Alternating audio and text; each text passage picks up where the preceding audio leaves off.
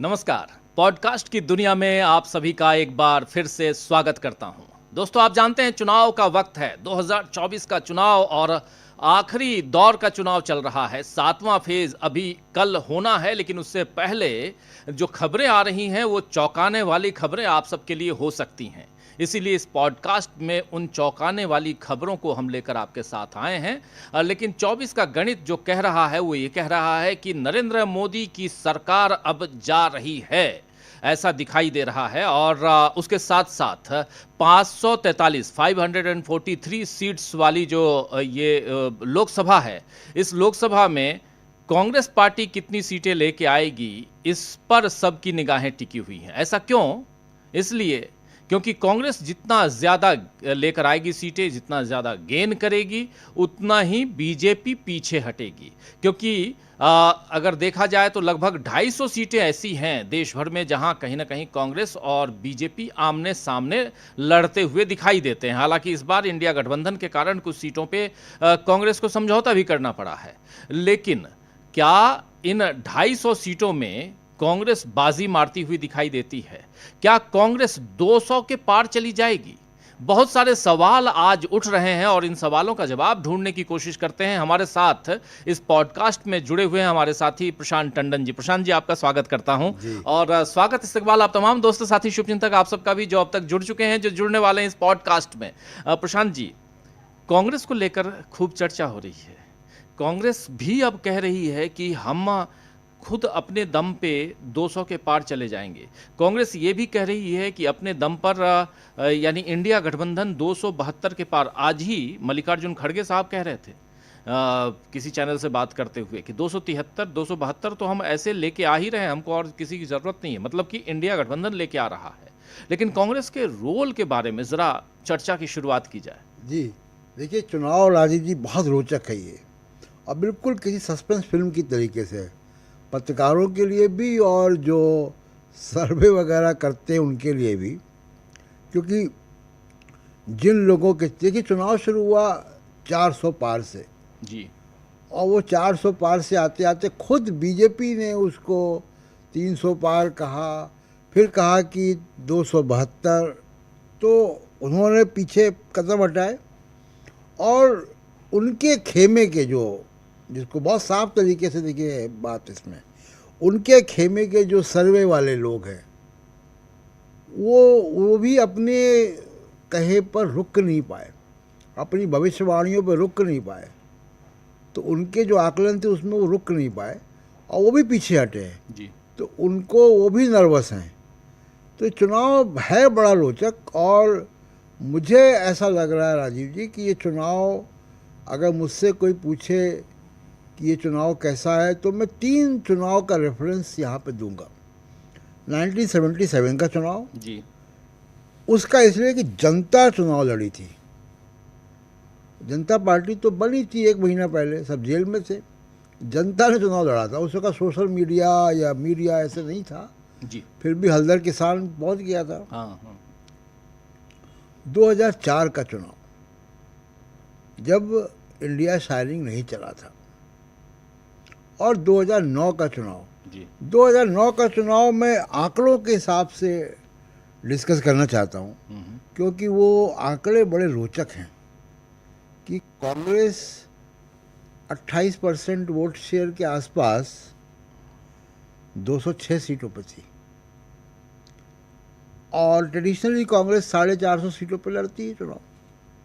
इस बार 328 सीटों पर लड़ रही है, 326 सीटों पर लड़ रही है। तो और 2019 के चुनाव में कांग्रेस का वोट शेयर आया 19.5 या 19.6। मुझे ऐसा लग रहा है, तमाम और फीडबैक देखते देखते, कि ये चुनाव में 4 से 5% कांग्रेस को अपना गेन होगा, और थोड़ा सा स्पिल ओवर इनको मिलेगा इंडिया गठबंधन इंडिया गठबंधन के अलायंस की वजह से। चाहे यूपी में या आम आदमी पार्टी या कितना शिवसेना। अपना गेन आप कितना बता रहे हैं? 4 से 4 से 5%। 5%। 4 से 5% कांग्रेस का अपना गेन अपना गेन हो होगा। सकता है तो ये परसेंटेज का। 19% जो पिछली बार कांग्रेस को 2019 में मिला था, उसमें 5% बढ़ा दीजिए तो ये 24% हो जाता है। 24%। और करीब लगभग 3-4% जो है वो आ रहा है इंडिया गठबंधन के अलायंसेस की वजह 4% अगर मैक्सिमम भी रख लें तो 28% हो गया। से। हाँ, अब इस 28% के आसपास कांग्रेस की 206 सीटें आई थी ये 2009 में। 2009 में। जी और इस बार आप देखिए कि कांग्रेस क्योंकि कम लड़ रही है यूपी में, यूपी में मात्र 17 सीटों पे 17 कांग्रेस सीटों पर लड़ लड़ रही है, जी 17 तो पे। कांग्रेस की सीटें कम हुई हैं, तो कम परसेंटेज चाहिए ज़्यादा सीटों के लिए, स्ट्राइक रेट बढ़ेगा। ऐसा लगता है। तो मुझे ऐसा लग रहा है कि अभी जो देखने में मोटा मोटा जैसा चुनाव गया है कि 2009 के आसपास कांग्रेस आ सकती है, ऐसा दिख रहा है मुझे।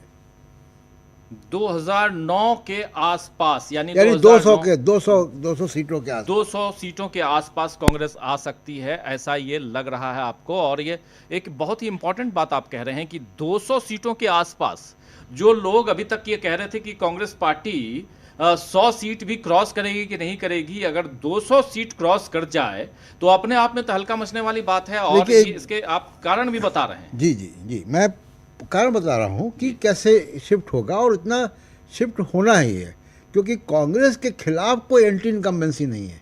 राइट। यानी अगर हम विधानसभा का भी देख लें तो कर्नाटक की सरकार में या तेलंगाना की सरकार में या तमिलनाडु की डीएमके और कांग्रेस की सरकार में, झारखंड में या हिमाचल में, कहीं भी गठबंधन या कांग्रेस के खिलाफ एंटी इनकम्बेंसी नहीं है। सुनाई नहीं देता कि बड़ा खराब काम कर रहे हैं, बल्कि हेमंत सोरेन का एक फैक्टर है और कल्पना सोरेन जिस तरीके से लीड कर रही हैं तो दिखाई दे रहा है।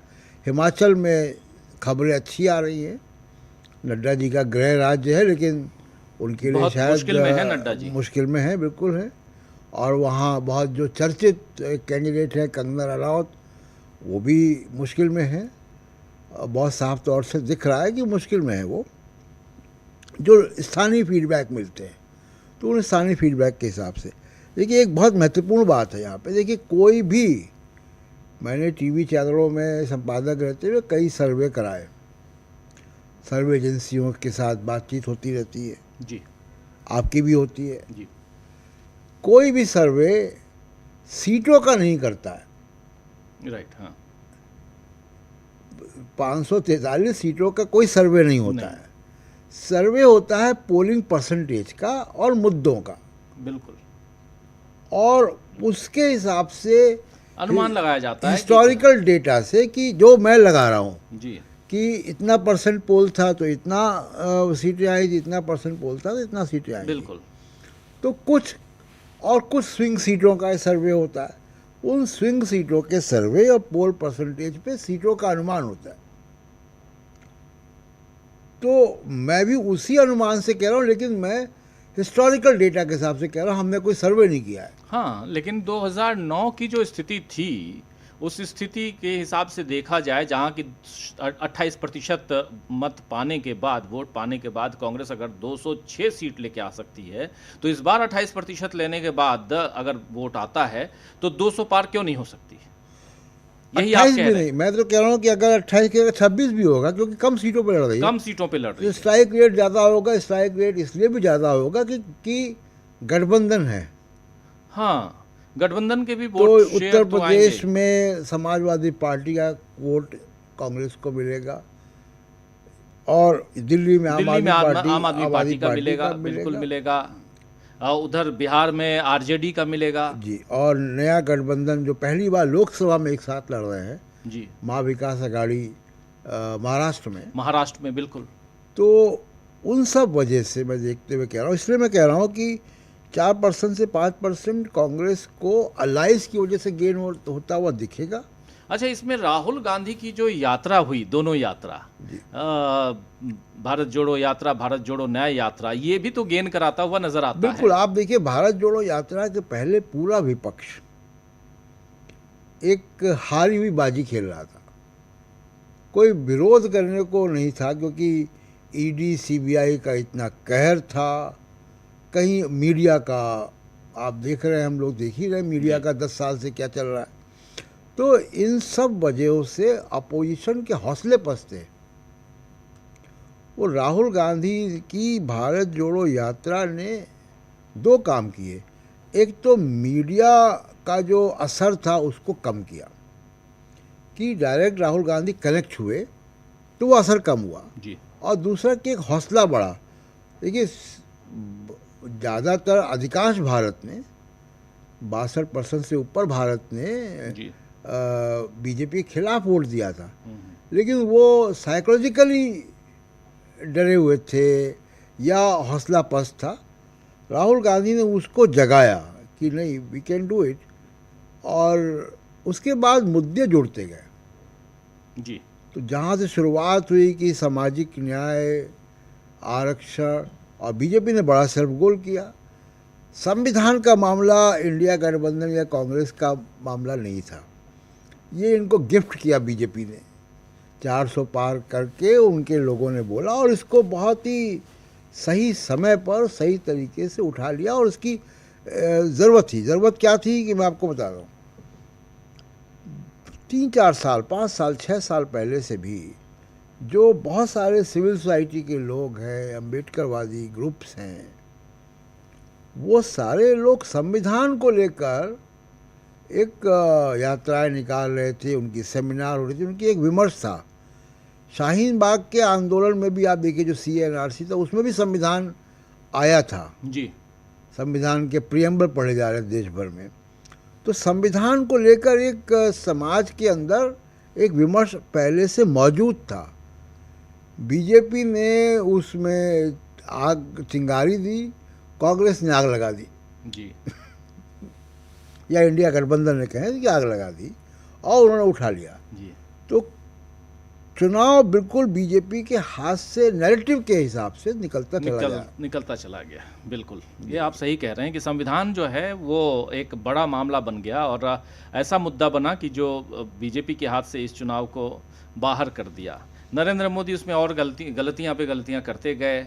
अब अभी आज तो खैर वो रॉक मेमोरियल पे हैं और वहाँ यानी कन्याकुमारी में जो भी कर रहे हों, ध्यान आकर्षित करने की कोशिश कर रहे हों, वो सेकेंडरी है। लेकिन 2 और बहुत महत्वपूर्ण, मतलब मेरा ऑब्जर्वेशन है जी, कि अगर बीजेपी कांग्रेस के मुकाबले सीटें लूज़ करेगी तो फिर बीजेपी ज़्यादा सीटें ममता बनर्जी के खिलाफ भी लूज़ करेगी, उद्धव ठाकरे के खिलाफ भी लूज़ करेगी, फिर वो तेजस्वी यादव के खिलाफ भी लूज़ करेगी, और फिर वो झारखंड में भी ऐसा ही होगा, और उत्तर प्रदेश में अखिलेश यादव को के सामने भी लूज़ करेगी। फिर तो एक फिनोमेना जो है वो बराबर तरीके से इंडिया गठबंधन के पार्टनर्स को वो एडवांटेज मिलेगा, क्योंकि जिन कारणों से कांग्रेस को गेंद मिलेगा, उन्हीं कारणों से इंडिया गठबंधन को कमोबेश उसको भी फायदा मिलेगा। जैसे मान लीजिए कि हो सकता है कि बहुजन समाज पार्टी का जो वोट है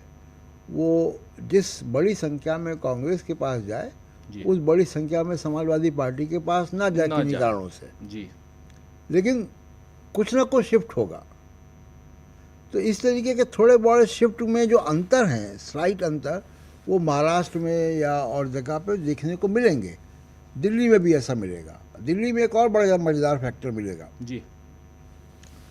विधानसभा और लोकसभा के अगर आप पैटर्न को देखें तो लगभग पूरा वोट शेयर विधानसभा से शिफ्ट होता है बीजेपी में लोकसभा में, और लोकसभा से वापस वो विधानसभा में जाता है।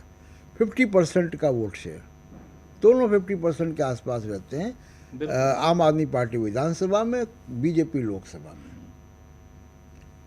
इस बार अगर वो 10% भी नहीं गया लोकसभा में, विधानसभा वाला, तो फिर ये 7 सीटों में दिल्ली को प्रभावित करेगा रिजल्ट को, क्योंकि कांग्रेस का भी रिजल्ट वोट शेयर बीजेपी से, वो आम आदमी पार्टी से ज़्यादा था। पिछली बार नंबर 2 पे, 5 सीटों पे नंबर 2 पे थी कांग्रेस पार्टी। तो वो प्लस जो आम आदमी पार्टी का वोट है वो जो लोकसभा में उसको मिलता है, और जो वोट कम पोलिंग हुई है उसका भी आप देखिए 1.5% अगर एवरेज कम पोलिंग हुई है हाँ। तो वो कौन लोग हैं जो नहीं वोट दे रहे हैं।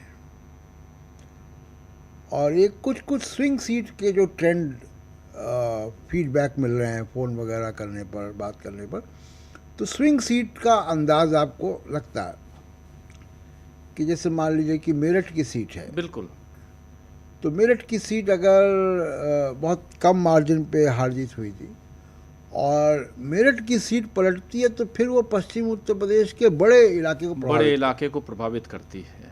एक और भी इम्पोर्टेंट मामला है कि इस बार कोई राष्ट्रीय मुद्दा तो था नहीं। जी जी जो जी भी आप कह रहे थे कि अलग अलग जैसे अखिलेश यादव, तेजस्वी यादव, ममता बनर्जी, इन लोगों के एरिया में भी बीजेपी प्रभावित होगी, ये जो आप कह रहे हैं उसी चीज़ को मैं आगे बढ़ा रहा हूँ कि जब राष्ट्रीय मुद्दा नहीं है तो लोकल मुद्दे पे चुनाव हो रहे हैं। नरेंद्र मोदी जहाँ भी जा रहे हैं उनको लोकल मुद्दों से दो चार होना पड़ रहा है, चाहे वो बिहार का मामला हो, चाहे वो बंगाल का मामला हो, चाहे उत्तर प्रदेश का मामला हो, या दिल्ली पंजाब का मामला हो। तो इन मामलों में चाहे कर्नाटक जाइए आप, या आप आंध्र प्रदेश, ओडिशा या तेलंगाना जाइए, महाराष्ट्र जाइए, सब जगह लोकल मुद्दे हैं। और इस लोकल मुद्दे में एक आदमी है जिसको हर जगह झेलना पड़ रहा है, वह है नरेंद्र मोदी। हर जगह कहीं वो मछली का नाम लेता है, कहीं मटन का नाम लेता है, कहीं मंगलसूत्र का नाम लेता है। देखिए सब अलग अलग एरिया में जाके इन्होंने नाम लिया है। मंगलसूत्र का नाम वो लेते हैं राजस्थान में, मछली का नाम लेते हैं कहीं और जाके, लेकिन बिहार को प्रभावित करते हुए, मुजरा का नाम फिर बिहार में जाके लेते हैं। तो ये जो अलग अलग बातें वो कर रहे हैं, तो उनको भी पता है कि मुझे अलग अलग इश्यूज पे ही झेलना होगा। और जब सेफोलॉजिस्ट लोगों का कहना है, राजनीतिक विश्लेषकों का, हम लोग भी विश्लेषण करते आए हैं इतने साल से, देखते आए हैं कि जब राष्ट्रीय मुद्दा नहीं होता है तो नेशनल चुनाव बहुत ज़्यादा मुश्किल भरा होता है, जो सत्तारूढ़ दल होता है उसके लिए। जी सत्तारूढ़ दल आज की तारीख में बीजेपी है, तो बीजेपी को ये चुनाव बहुत मुश्किल भरा होने जा रहा है। इसका रिजल्ट शायद बहुत मुश्किल वाला होगा। और उसमें जो आप 200 पार की बात कर रहे हैं, वो अगर कांग्रेस का हो जाता है, कांग्रेस को 200 से ज़्यादा सीटें, मैं तो ये कहूँगा कि 200 छोड़ दीजिए, 120 से ज़्यादा सीटें, मैं 80 सीट और कम कर दे रहा हूँ, 120 से ज़्यादा सीट आने का मतलब है कि बीजेपी गई। हाँ भाई, क्योंकि मैंने आपको कहा ना कि जिस रेशियो में, जिस प्रपोर्शन में बीजेपी कांग्रेस के खिलाफ परफॉर्म करेगी, वैसा ही परफॉर्मेंस उसका एनडीए के, इंडिया गठबंधन के बाकी अलायंस के साथ भी होगा, या हो सकता कहीं कहीं ज़्यादा भी हो। तो एक तो ये बात, दूसरी बात राजीव जी की जो आप बात कह रहे हैं कि नेशनल इश्यूज वर्सेस रीजनल, जी, देखिए एक तो भारत का जो पॉलिटिक्स है पिछले 30-35 साल में, या 50 साल का भी देख लें अगर आप इसको, 77 के इलेक्शन से भी देख लें, जब से वाकई में वास्तविक इलेक्शन होना चालू हुए, मल्टी पार्टी इलेक्शंस, तो एक साइकिल है कि strong centre versus federal structure. जी, तो आप देखिए इंदिरा गांधी स्ट्रॉन्ग सेंटर थी, उसके बाद राजीव गांधी स्ट्रॉन्ग सेंटर थे, उसके बाद आप देखिए कि रीजनल पार्टियों का उदय होना शुरू होता है, और भारतीय राजनीति में एक बड़ा रोल रीजनल पार्टी ने निभाया। सीरीज ऑफ कोलिशन गवर्नमेंट बनी, वीपी सिंह, देवगौड़ा, गुजराल, अटल बिहारी वाजपेयी, ये सारी सरकारें, मनमोहन सिंह, ये सारी कोलिशन गवर्नमेंट बनी। जी, फिर नरेंद्र मोदी आए, फिर एक स्ट्रॉन्ग सेंटर लेकर, और बहुत ही स्ट्रॉन्ग सेंटर के अलावा बिल्कुल यूनिफाइड यानी सेंट्रलाइज सिस्टम, केवल पीएमओ। जी, अब वो साइकिल फिर वापस आएगा, ये ट्रेंड बता रहा है कि ये साइकिल वापस आएगा। इसलिए मोदी साहब को ये दिक्कत हुई कि जब राज्यों में चुनाव गया तो राज्यों के जो मुद्दे हैं वो प्रभावित करेंगे, और राज्य के स्ट्रॉन्ग पॉलिटिकल लीडर्स हैं, स्टालिन हैं वहाँ पे तमिलनाडु में, और कांग्रेस के भी जो लीडर्स हैं, रेवंत रेड्डी हों, चाहे वो कर्नाटक में सिद्धारमैया हो, DK शिव कुमार हो, तो ये भी अपने रीजन में भी स्ट्रांग नेता हैं। झारखंड में कल्पना सोरेन है, हेमंत सोरेन है। आम आदमी पार्टी से अरविंद केजरीवाल है, बाहर आ गए और थोड़ी बैटरी चार्ज करके आए। महाराष्ट्र में इक्वेशन बदल चुके हैं जी। तो ये जो रीजनल लीडर्स हैं, इनका बीजेपी के पास कोई वो नहीं है, तोड़ नहीं है। सिर्फ मोदी के चेहरे पर, आपको याद होगा कि RSS का और ऑब्जर्व वो उनका एक आर्टिकल आया था ऑर्गेनाइजर में। हालांकि बात उन्होंने स्टेट इलेक्शंस के लिए कही थी, लेकिन कि मोदी चेहरा नहीं होगा, हिंदुत्व पर चुनाव नहीं हो सकता। और ये इस चुनाव में ये दोनों चल रहा है। ये दोनों चल रहा है। आप सबसे पहले राम मंदिर लेके आए, क्या बताने की कोशिश कर रहे हैं? हिंदुत्व के एजेंडे को। और सबसे बड़ी बात यहाँ पर ये रही है कि जिस राम मंदिर के नाम पे इस चुनाव को बनाने की कोशिश नरेंद्र मोदी ने 22 जनवरी 2024 को की थी, यानी इसी साल, उस राम मंदिर के मुद्दे से ये पिछड़ गए। राम मंदिर का कार्ड चला ही नहीं। मंदिर मुद्दा था, हो गया, मंदिर बनवा दिए, मुद्दा खत्म। अब आप क्या कहेंगे? कसम राम की खाते हैं, मंदिर वहीं बनाएंगे। ये तो आप पिछले 40 साल से कहते रहे, लेकिन अब आपने कसम भी खा ली और मंदिर बनवा, चलिए आपने बनवा दिया, मान लिया, किस्सा खत्म। 370 हटाएंगे, आपने हटा दिया, ये भी मान लिया। लेकिन अब आगे क्या करने जा रहे हैं साहब? ये सवाल तो लोग पूछ रहे हैं।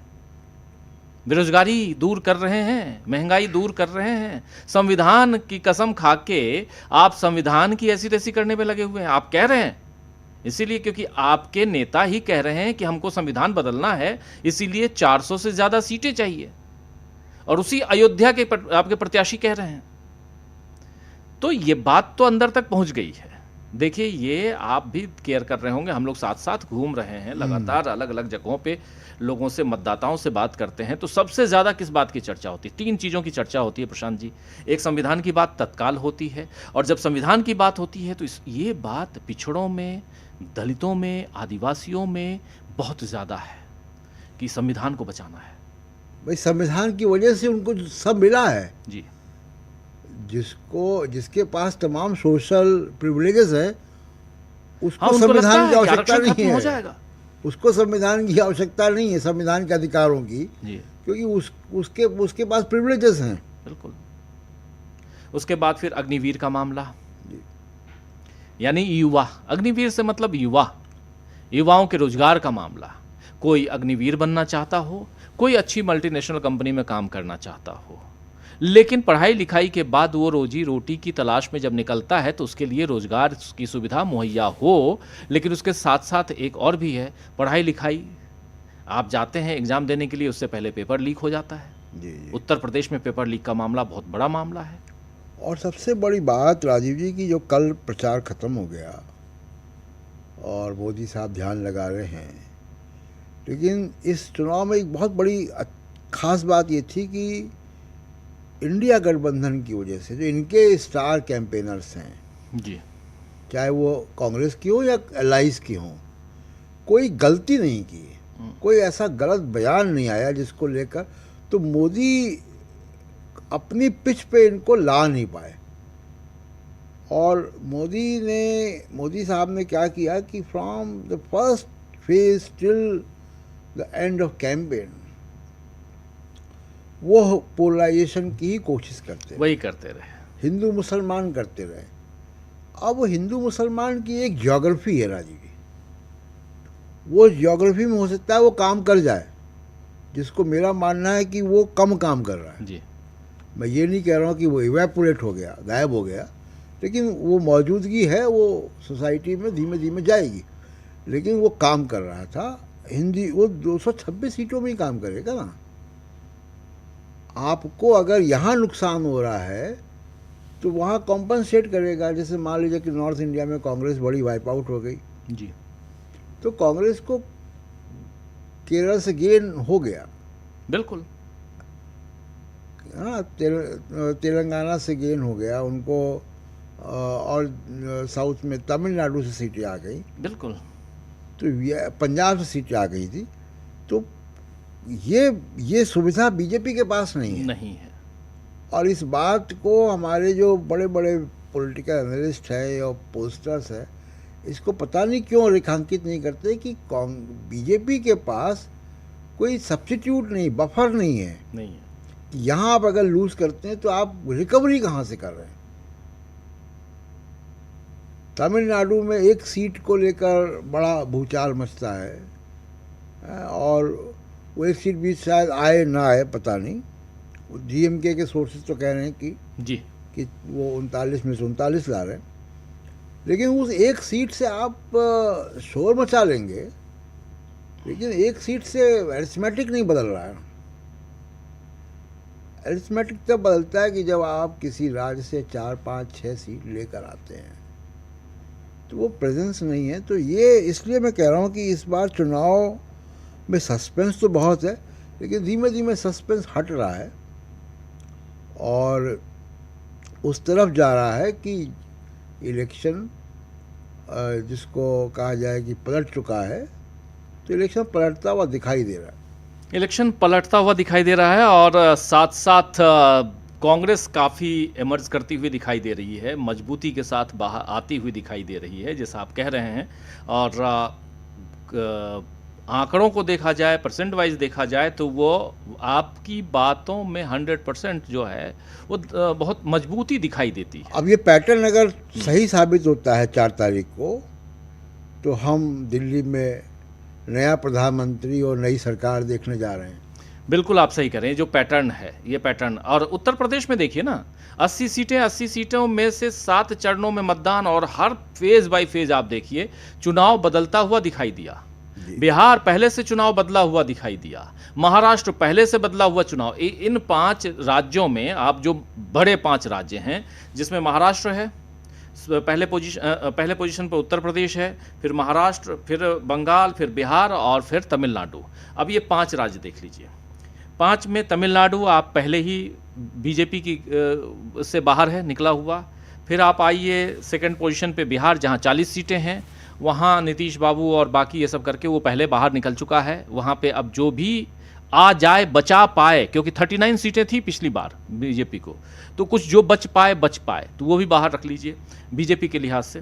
फिर आप थर्ड पोजीशन पश्चिम बंगाल के बारे में कहा यही जा रहा है कि अपनी सीटें बचा ले तो काफ़ी है बीजेपी। 18 सीटें थी पिछली बार 42 में से 18 सीटें, 18 की 18 सीटें बचा ले बीजेपी, तो बहुत बड़ी बात होगी। वहाँ भी आप गए, आउट कर दीजिए। फिर आया महाराष्ट्र में भी बुरा हाल बीजेपी ने खुद कर लिया, अपने पैर पे कुल्हाड़ी मार के महायुति की सरकार बना करके, लेकिन वहाँ पर तोड़फोड़ करके हम लोग देख के आए थे। अब एक राज्य बचा हुआ जहाँ के बारे में हम लगातार चर्चा कर रहे थे, जहाँ से प्रधानमंत्री नरेंद्र मोदी भी चुनाव लड़ रहे हैं, वाराणसी है, लेकिन उस पर भी हम लोग कल पॉडकास्ट किए ही थे। और उत्तर प्रदेश की 80 सीटों से जो उम्मीद थी बीजेपी को, वो उम्मीद भी अब धराशायी हो गई है। अब वहाँ भी कुछ दिखाई नहीं देता। लेकिन इन तमाम राज्यों में कांग्रेस का एग्जिस्टेंस है, और कांग्रेस जहां जहां अपने एग्जिस्टेंस के साथ मजबूती के साथ खड़ी दिखाई देती है, बीजेपी वहां बैकफुट पर जाती हुई दिखती है। देखिए, मैं उत्तर प्रदेश अक्टूबर-नवंबर में गया था जी। अयोध्या भी गया था, उस वक्त मंदिर बन रहा था, बिल्कुल फाइनल स्टेजेस में था। तो 10 जिलों में मैं पूर्वांचल और अवध के गया था। उस वक्त मैंने लौट कर ये कहा था कि उत्तर प्रदेश में BJP under 40 is a possible project जी फॉर पॉलिटिकल पार्टीज, कि 40 के नीचे बीजेपी को लाना संभव है पॉलिटिकल पार्टीज़ को। उस वक्त आप देखिए कि अलायंस भी नहीं हुआ था अखिलेश यादव से कांग्रेस का, और मायावती का कोई रुख सामने नहीं आया था। उसके बाद भी मैंने ये कहा था कि है, मुझे लग रहा है कि उस तरफ काफ़ी काम हुआ है। और एक अब दूसरे की जो साउंड बाइट, जैसे बीजेपी का वोटर, हम लोग ये बाहर जाते हो दिखाई देता है, बीजेपी का जो समर्थक है बहुत वोकल है। वो कैमरे में आएगा, बाइट देगा और शोर मचा के बाइट देगा। तो दूसरा पक्ष उतना वोकल नहीं है। इस बार मुझे जो मीडिया कवरेज और सोशल मीडिया और बाहर भी जब मैं बात कर जा रहा हूँ, तो दूसरा पक्ष भी उतना ही वोकल दिखाई दे रहा है। उसमें एक चीज़ को मैं डिस्काउंट कर दूं कि हाँ, ये हो सकता है कि इको चैम्बर की वजह से हो, लेकिन वो है तो उसकी मौजूदगी को आप इनकार नहीं कर सकते। तो अगर ये है और वो अगर इको चैम्बर के बाहर भी है अगर, तो फिर जो कल हम लोगों ने बनारस के बारे में कहा, कहीं क्या वही पता हो न जाए। जी, हो सकता है, हो ना जाए, सही आप कह रहे हैं। लेकिन एक इम्पॉर्टेंट बात पर चर्चा हम लोग कर रहे थे, इस चर्चा को समाप्त करते हैं। जी। और इम्पॉर्टेंट बात यही कि बीजेपी के सामने कांग्रेस बहुत मजबूती के साथ खड़ी दिखाई देती है और कहीं ना कहीं बीजेपी के पैरेलली नज़र आती है। और कई ऐसे राज्य हैं, आप देख लीजिए, चाहे वो नीचे से लेकर ऊपर तक, खासकर कर्नाटक की बात करें आप केरल की बात आप करें, चाहे छत्तीसगढ़, मध्य प्रदेश, राजस्थान, गुजरात की बात आप करें, पंजाब, हरियाणा, उत्तराखंड की, हिमाचल प्रदेश की, दिल्ली की, इन तमाम राज्यों में, उसके बाद बिहार, झारखंड और उत्तर प्रदेश की, इन तमाम राज्यों में कांग्रेस पार्टी बहुत मजबूती के साथ खड़ी नज़र आती है। कांग्रेस पार्टी को उतनी मजबूती देने में सबसे बड़ा रोल अगर किसी ने अदा किया है तो वो राहुल गांधी ऑफ कोर्स हैं। और राहुल गांधी न सिर्फ खुद अपनी पार्टी के लिए कि बल्कि वो इंडिया गठबंधन के लेकिन हम लोगों की बातचीत सुन के बैठ नहीं जाए। कल कल पोलिंग है और हाँ। अपने वोटर को पोलिंग स्टेशन तक लाएं। गर्मी बहुत है। 57 सीटें हैं। हाँ। और सबसे बड़ी चीज़ कि पूरा नॉर्थ इंडिया जो है हीट वेव की चपेट में है और कई लोगों की जान भी चली गई है उत्तर भारत में इस गर्मी के कारण। तो जी। लोगों को पोलिंग बूथ तक लेकर आए और अंतिम समय तक हथियार न डाले और खुशी भी न मनाए, मतलब पहले से खुश ना हो जाए कि हम तो जीत ही गए हैं या जीत ही रहे हैं, ये न करे। तो इंडिया गठबंधन की सरकार दिखाई देती है बनते हुए और उसमें कांग्रेस बहुत मजबूत दिखाई देती है। जी, इसमें अभी तक तो ऐसा लग रहा है कि जी। संकेत उसी तरफ जा रहे हैं। जी, तो इस कार्यक्रम को समाप्त करते हैं दोस्तों। और इस पॉडकास्ट में ये हम समझने, जानने और आप तक इस बात को पहुंचाने की कोशिश कर रहे थे कि कांग्रेस कितनी मजबूती के साथ इस चुनाव को लड़ी है और उस आधार पर कांग्रेस की अगर 200 सीटें आ जाए, 200 से ज़्यादा सीटें आ जाए, तो इसमें आप बिल्कुल अचंभित मत होइए, क्योंकि ये सीटें आ सकती हैं और ये अब धरातल पर दिखाई भी दे रहा है। लेकिन कांग्रेस के जो चाहने वाले, उसके कांग्रेस के समर्थक लोग हैं या कांग्रेस के कार्यकर्ता हैं, वो उनको ये बात याद रखना होगी कि कल 7वां फेज़ है और 7वें फेज़ के लिए भी वो मुस्तैदी के साथ डटे रहें, लोगों को घरों से बाहर निकाल के लाएं और उसके बाद 4 तारीख को जिस दिन काउंटिंग होनी है उस दिन काउंटिंग सेंटर के आसपास ज़रूर रहें, ताकि किसी तरह की तकलीफ़ ना हो। तकलीफ़ का मतलब आप समझ सकते हैं। तो बहुत बहुत शुक्रिया प्रशांत जी, बहुत शुक्रिया आप तमाम दोस्त, साथी, शुभचिंतक जो इस पॉडकास्ट को सुन रहे थे, देख रहे थे, आप सबका भी। और कल दिन भर बहुत सारे घटनाक्रम को कवर करना है, तो दिन भर हम आपके साथ रहेंगे, जुड़िएगा। और आज अभी से थोड़ी देर बाद न्यूज़ पॉइंट में हमारी